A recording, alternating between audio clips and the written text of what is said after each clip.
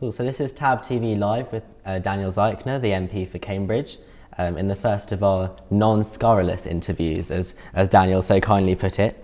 Thank you very much for joining us. Pleasure, great to be here. And the first thing to say, I'm wearing all black, not because I particularly wanted to wear my Leavers hoodie from school, but because today lots of Cambridge students are doing the same in a show of solidarity for victims of sexual harassment and other such forms of gender inequality in the workplace. I wondered if you had a comment on that to start things off. I think it's a hugely important campaign. I've been a trade unionist, I've worked in a whole range of public and private sector businesses over many years, and I have to say I think the kind of sexism and misogyny that has been highlighted recently sadly has been endemic in too many workplaces over too long. So I think this is a really exciting time that's been challenged. I think it's a tough challenge in some cases, and it will require cultural change as well, but it's really brilliant that people are standing up and fighting. Mm-hmm.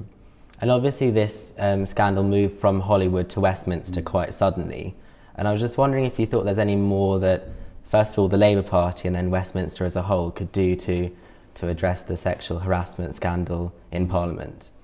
Well, two things. First of all, yes, the answer is there is more that should be done, both within Westminster and within the political parties, and that's being discussed at the moment, although I have to say it seems to me that, as so often happens, there was an initial flurry of reaction and that seems to have fallen away a bit.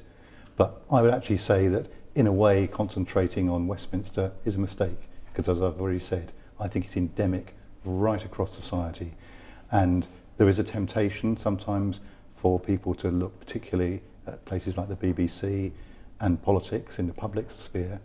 I think you've got to look at the private sector too. That's where I saw the most hideous misogyny and sexism rife in the private sector, and I'd like to see a spotlight shone very, very fiercely there.